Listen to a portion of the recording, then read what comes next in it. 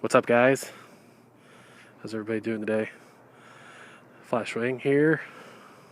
You guys didn't know that. You probably accidentally stumbled on the wrong channel. So, without further ado, ta-da! What do you think? What do you mean you don't know? Oh, you don't know what I did. Oh, well, we have the Works Fender Eliminator Kit, which hides the plate nicely underneath the rear tail section. A new custom LED, the Blaster X integrated rear tail. I can talk. And then like some kind of no-name brand of stuff here. The flush mounts on the front, I'd have to go back and look where I got them. They're like $50, nothing super special, but nice, bright, integrated rear tail, and the flush mounts do the trick too. So much happier with the new equipment.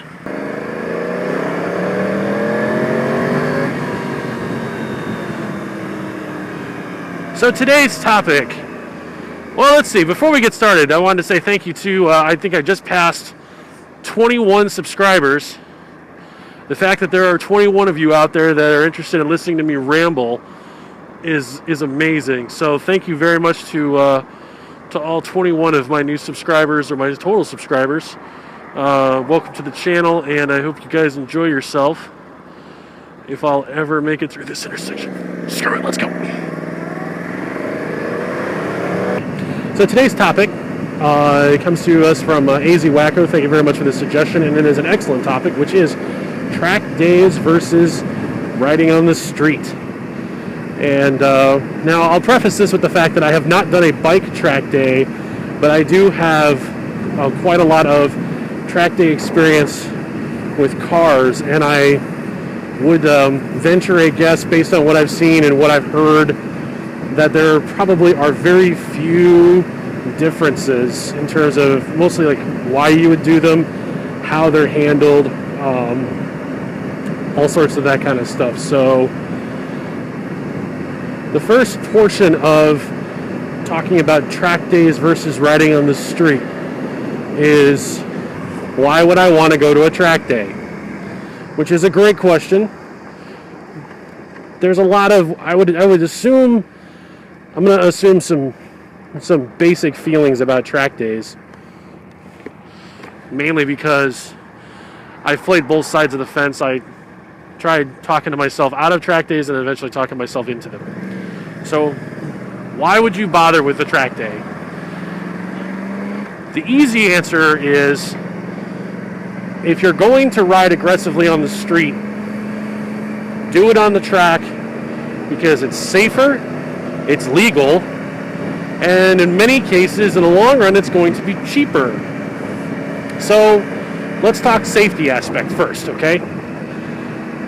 The track is, so I mean the road, in this particular case, right now I'm riding on a one-way street, which is going to be much safer than a two-way street. But on the road, on the streets in general, you have traffic moving both directions.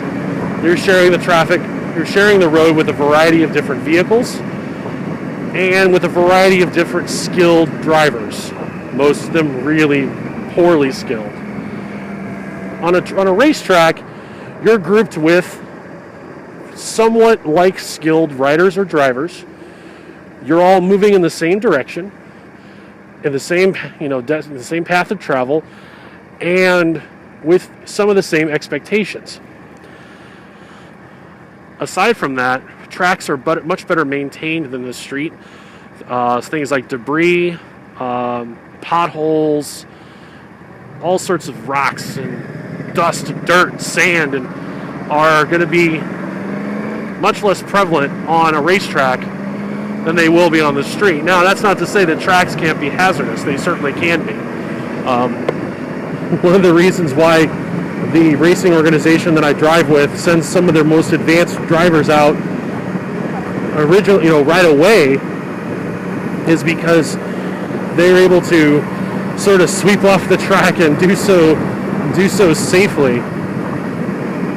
Aside from track conditions, moving in the same direction of travel, there's requirements for gear. I know that with with racing cars, gear varies on the basis of which specific groups you drive with, but that's mainly because cars offer a load more safety than what a motorcycle does. On a motorcycle on racetracks, I've seen you have to have a minimum, I believe, of a two-piece leather suit. But I believe a lot of organizations actually are starting to require one-piece leather suits as a minimum. And then, of course, they're going to also check your vehicle. All these cars that are out here on the road right now, the only method of inspection here in the state of Arizona that these cars receive is when they go in for emissions. So you go in for emissions, that's the level of inspection, and it comes down to, do you have a check engine light or not? Well, if you don't, that doesn't necessarily mean that there's nothing wrong with the vehicle. You could have a punctured tire, you could have brake pads that are shot, you could have low air pressure, you could have broken suspension.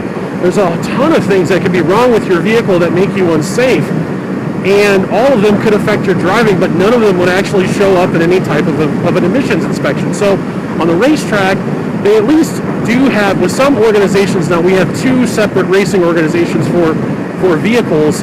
One of them is a self-tech inspection, the other one actually has a tech crew. You're going to hear pros and cons on both, on self-tech inspections and on crews. Quite frankly, I feel that having someone else inspect your vehicle is a lot better, only because there's less of an incentive to cheat or just ignore problems. But by and large, you're typically going to have an organization that checks your bike. Are your wheels, are your lug nuts on? Do you have your axles secured? Do you have, basic stuff? Do your lights work? Are you leaking fluids? Is your battery loose? All of these are potential things that could cause disaster, but none of them are things that you're gonna deal with on the street. So your vehicles are inspected and checked. The track itself is going to be in a significantly better condition. You're going to have to be required to wear safety gear. So in the case of a bike, you're talking a one or two piece leather suit, depending on the organization. You're going to have an improved helmet. You're going to have specific gloves. You're going to have boots. You're going to have everything. So with that in mind, the requirements mean that you're going to have a much greater chance of surviving a crash on the racetrack. Now, the second part too is also the racetrack design. Out here on the street, there's stuff to hit. If you low side or high side on the street, you could hit other cars, you could hit people, you could hit curbs, you could hit walls, pylons, jersey walls, all sorts of stuff like that. There's tons of stuff to run into, break bones, blow your head off your shoulders.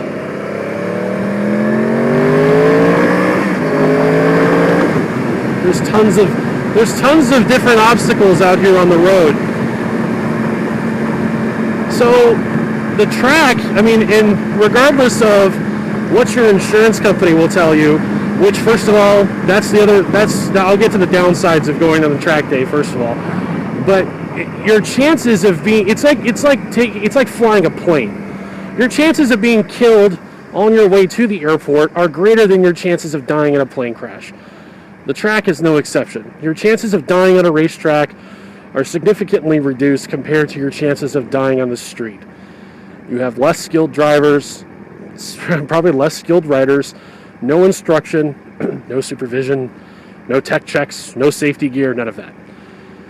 So those are and probably the number one reason. Now, I listening to all that, you're like, but I don't ride my bike aggressively. I'm very safe. I don't, I ride the speed limit. I don't do wheelies or stunts or stoppies or ride with my ass backwards on the seat, with my hair on fire. But you're going to be a better rider anyway. Even if you never, ever push yourself on the street, you're going to be a better rider as a result. And the reason why is because you'll have learned to push your machine to your limits or possibly the limits of the machine, depending on how good you are and how long you're active. And that's important. Cruiser didn't see me. That's important because there are going to be times on the street where you're going to have to stop quick. There's going to be times on the street where you're going to have to nail the throttle. There are going to be times when it's going to be safer to do 100 miles an hour than it is to do 50. And you're going to have to not only recognize these conditions, but you're going to have to be able to react to them in a way that's safe. You're going to be a safer rider. You're going to be a much more capable rider. And I can tell you, as someone who's done several years of track time, I've probably been at over 40 individual track events, each of them with about an hour and a half of driving apiece on the track. I'm a much better driver and I'm a much better rider. I'm more aware. I am more conscious of what I'm doing, and I'm more demanding of learning from my mistakes. And quite honestly, I'm also a lot more tame on the street. Once you ride on the track and you really push yourself, you're going to quickly realize that doing it on the street is almost pointless. Not that you won't do it, but that it's ridiculous because you can't get to the level of driving that you do on the track. And if you did, you would most likely die. So you tend to not do it at all, because what's the point? You can't do what you want.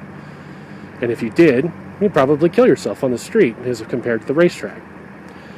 So I've actually become a lot more tame on the road and a lot less likely to do something dumb. But the point being that if I do decide to go have a little bit of fun, I can do so in a much more controlled manner. I'm very choosy about where I have my fun based on how well I know the roads, what kind of roads they are, what kind of conditions they're in, and what my chances are of encountering stopped cars and traffic accidents and stuff like that. Most of the time it's highway on-ramps or transitional ramps. That tends to be the places where you're least likely to have cops, you're least likely to have accidents. But I have certain ones that I like too, so I mean not all of them that follow that rule. So let's talk about some of the downsides of track days. Track days are not cheap. You're talking about, with bikes, you're talking about $150 a day, probably closer to, with car track days, they tend to be a little more expensive depending on the time. Track time's not cheap. You gotta buy gear. You gotta make sure your bike is in good condition, and unfortunately, unless you live in a region that offers track-specific insurance, which is still rather expensive and has high deductibles, you're pretty much going to have to assume that if you lay down the bike or if you crash the car, that it is gone. Or not necessarily gone, but that you will be paying for the repairs out of your own pocket. Insurance companies do not cover track time, period. They used to have loopholes where they used to say, if it's a timed event, or a competition event, then we won't cover it. But there were certain, in this case we have High Performance Drivers Education, or HPDE, which used to actually be covered by insurance because of, basically their loopholes that they created for themselves. No longer. The moment your car touches the track is the moment that they say, nope, and not only will they not cover you, but it's a pretty foregone conclusion that they will drop you. Chances are, if they even find out that you race on the track, you will be dropped, regardless of the fact that it makes you safer, regardless of the fact that you're significantly less likely to die. It doesn't matter. They will not cover racetrack riding or driving, period. So, if you can't afford to walk away from it, you shouldn't be riding it on the track. Now, if you can't afford to walk away from it, but you want to take the chance, then go for it. I'm kind of in that boat. I've raced vehicles that I was making payments on, and I nearly crashed one of them a couple times. So it is definitely at your own risk. But I don't regret track days for a moment. I can say that I have not wrecked. I know people who have, and most of the time those people were driving vehicles that they could walk away from. You get to a certain point in your ability level where you start to realize the value of having a dedicated race car or a dedicated track bike specifically for those situations, and you make appropriations for that, and you set money aside. But introductory groups, entry-level groups, you're going to be fine riding whatever you have. because you're honestly not going to be going at the kind of speeds and pace where you're going to have a significant risk of laying your bike down or crashing. Now, bikes are a little different than cars. I realize that there is a greater risk of those things happening, but I can tell you from personal experience that anybody who comes into HPDE 1, it's like watching a parade lap. Now, I know I was that slow when I was in DE1 because we all do a track day. Invest the money in the gear. You're going to use the gear anyway. It's not like you're going to hang it up and never use your suit. Of course you're going to use your suit. Come on. Now, some of your experiences on your track days, what kind of things can you expect? So again, some of the safety aspects. One of the things that they have at the racetrack that you don't have on the street, you've got EMS and fire on standby. Any reputable group, any reputable track group is going to have ambulance and fire department or some type of fire vehicle ready to go at a moment's notice. Some tracks require it. So if you low side or high side the bike, you get injured, they're going to be on you within 30 seconds to a minute. And I'll tell you a quick story about this. The group that I drive with out here, a few years ago, we have an event once a year, big blowout event. The director of the organization had a race car that unfortunately went out in not too great shape. The car ended up with an oil leak, which sprung into a fire, and the car burst into flames and was literally a ball of fire at 110 miles an hour going down the track. And there were several things that came together that saved this man's life. Number one, training. He was in a race group. He was required to qualify getting in and out of the car quickly, to my understanding. But overall, secondly, safety gear. He was in a 3-layer Nomex suit. The car had a fire suppression system. And 3 was the safety response of the crew. You had EMS and a fire crew on him in 30 seconds. They literally drove right onto the track, right down the drag strip, and put the fire out. And you even had the driver of the car helping them do it. All of those things came together to save his life, possibly save the life of other drivers, because in the meantime you had safety marshals that were waving flags to oncoming cars to let them know and warn them about the impending danger. All of this stuff you don't have on the street. You don't have a guy waving a yellow flag letting you know that there's an accident ahead, letting you know that there's fluids on the road, letting you know there's a car on fire. You don't have an EMS and fire department following you around, and you hear stories about people that had off-duty nurses or off-duty doctors that if they had not been there, those people would have been dead. You know, life can sometimes deal you some good circumstances like that, but track days will offer them as guarantees. And of course, you know, the most difficult thing is, yes, there is a risk of something happening. There's a risk of you low-siding your bike. I suppose I should probably get over here. See, I start talking, and I stop paying attention to where I'm going. Not what I'm doing, just where I'm going. So, track days, like some kinds of things you guys can expect. You go to your first track day, you're signed up, you got your gear, you got your bike ready, and you show up. Here's the first thing. Number one. You don't know anything. I know that everybody out there, some people are like, oh, I've been riding bikes for 20 years and I've been through some crazy stuff and I can, you know, I'm hanging off the bike and I'm scraping my helmet against the road.